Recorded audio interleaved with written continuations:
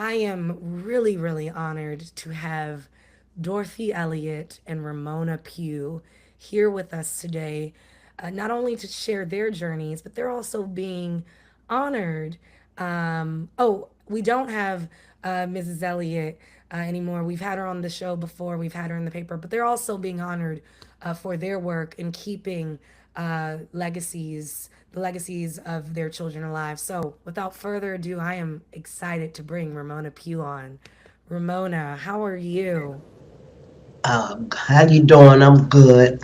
Now, Ramona, I know this weekend is not necessarily your most fun weekend. And so I first want to send my biggest condolences and love, hugs, and prayers. Tell us about your child and tell Um, us about how you continue to keep your child's legacy alive. well, I have 5 children. Wow. Wow. My two girls and 3 boys. And I'm Tyree.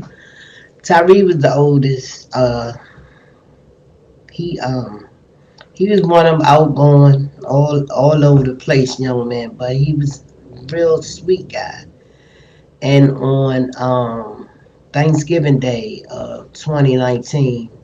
We were all at my niece's house celebrating Thanksgiving, and he got out of an Uber, and I guess somebody followed him, and we were all in there, and we heard gunshots, and by the time I got to him, they had him. The police was out there, and they got him in the ambulance where he passed away, Mm.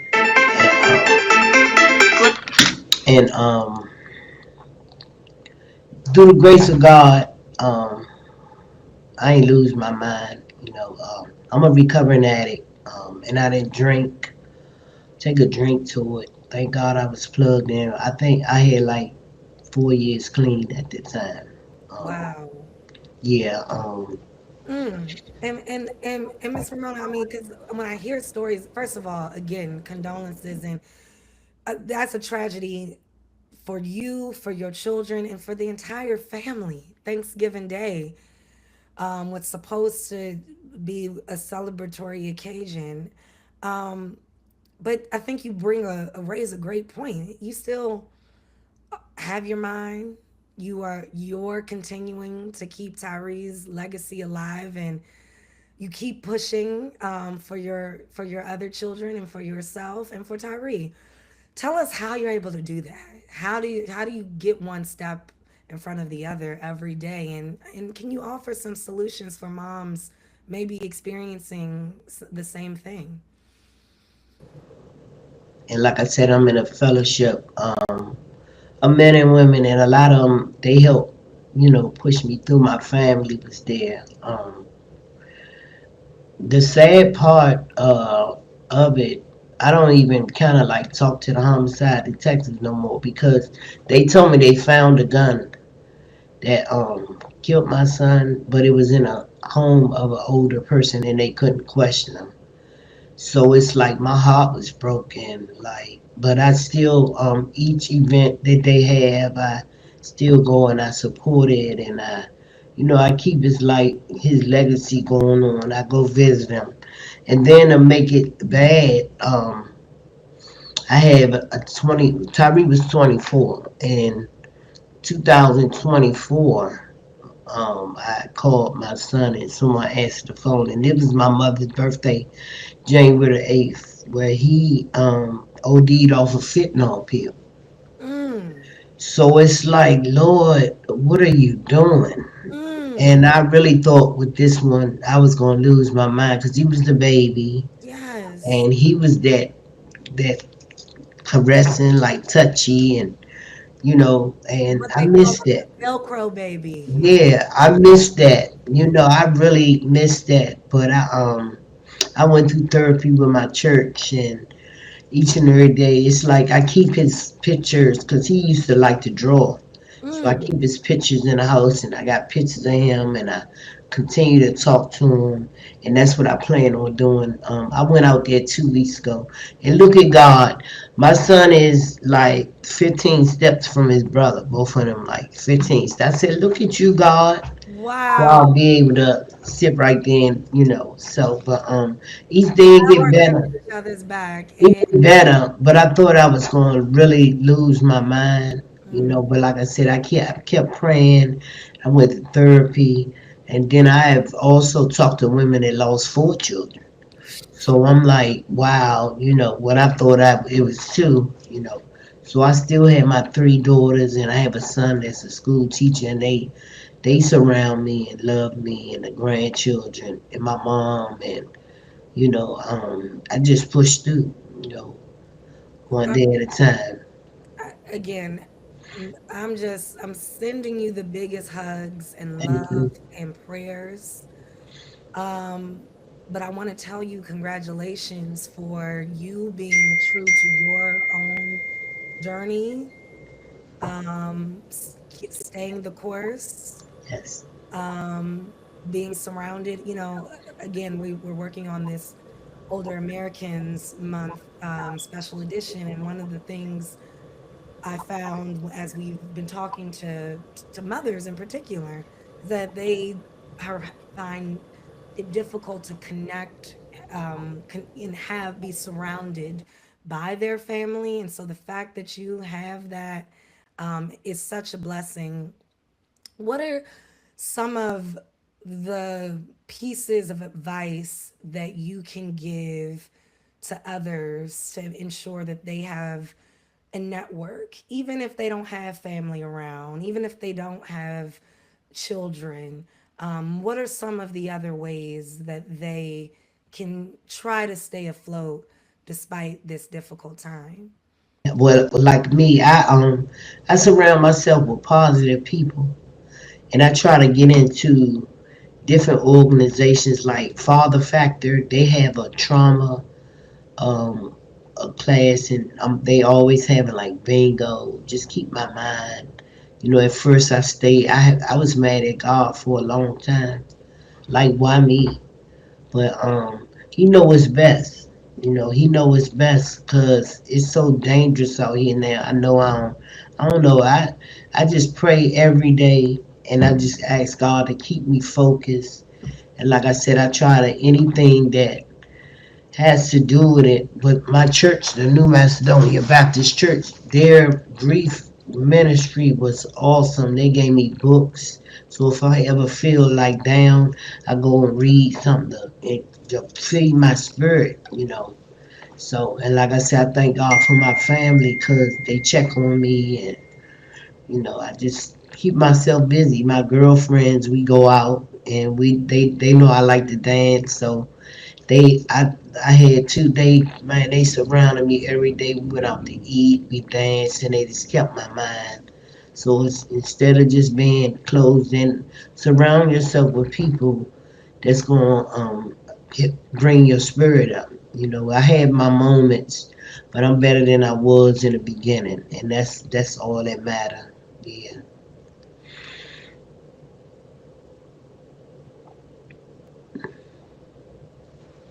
I can't hear you. Oh, sorry about that.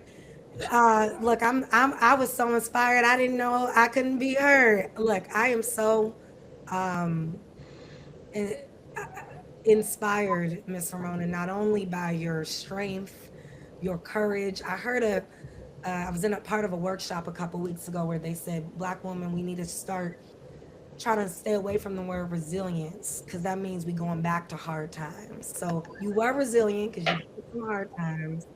But I'm declaring this for you, Miss Ramona, that this is a moment to walk in your love and light as well as your sons and keep their memories shining Yes, as you already are doing. And so, thank you for doing it. Thank you for your transparency. Know that you got this lady over here, and I'm sure the hundreds of folks watching, praying for you and sending you hugs. Let thank me you. just, before we wrap, I want to make sure we got. I see Miss Dorothy's in there, but I don't know if she's on. Miss Dorothy, can you hear us? Okay, I'm not positive. I don't think so, but I hear you. again, we've been highlighting her story for quite some time, and will continue to do so. And Miss Ramona, we will make sure to continue to uplift your work as you um, spread awareness about there. It's hard, but there are brighter days Yes, even in the dark times. yes.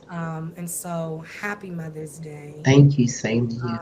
Your cloud of angels, I know, are doing their big ones for you Yes. this weekend and always.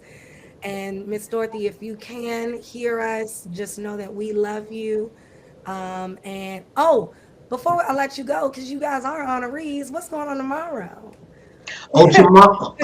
I got the Mr. Greg, in which he always invite me to a Mother's Day event. It's gonna be Heavenly Hands. It's called Healing Hands, and I mean it's called Helping Hands Incorporated.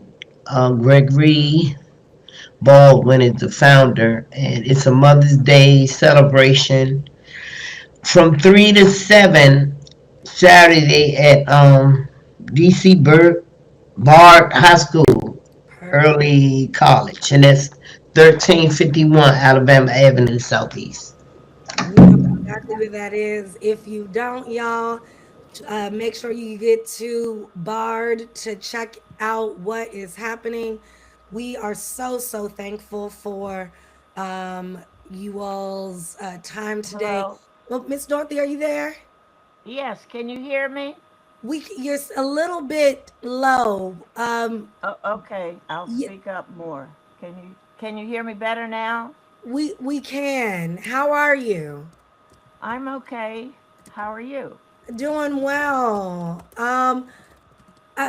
I just wanted to make sure we gave you a little moment, first of all, to celebrate you this Mother's Day, but to also highlight your work. Are you able to turn on your camera?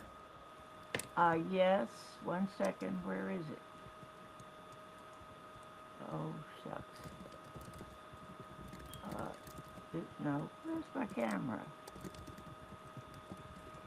I don't know where the camera is. I saw it earlier. Okay, well, you know what? Then I think that's all right, Miss Dorothy.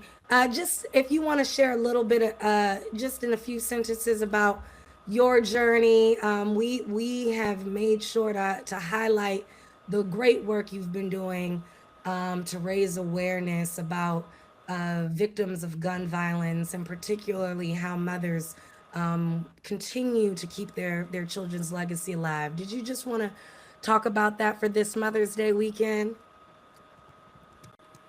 Yes, it's been a long journey for me. Actually, 33 years.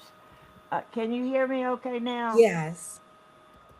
Okay. Well, I was determined that my son was not going to be a statistics when I realized that the legal system was not going to punish the officers who killed my son. So I have been involved with Coalition of Concerned Mothers. I've been speaking many places. And also, I started a scholarship fund for my son, which I'm very proud of, and we have given away at least $15,000 within a short period of time. So it's good to have other mothers involved, because when something happens like this, you really don't know who to turn to, because in 1,000 years I never would have dreamed that my son's life would have been taken the way it was.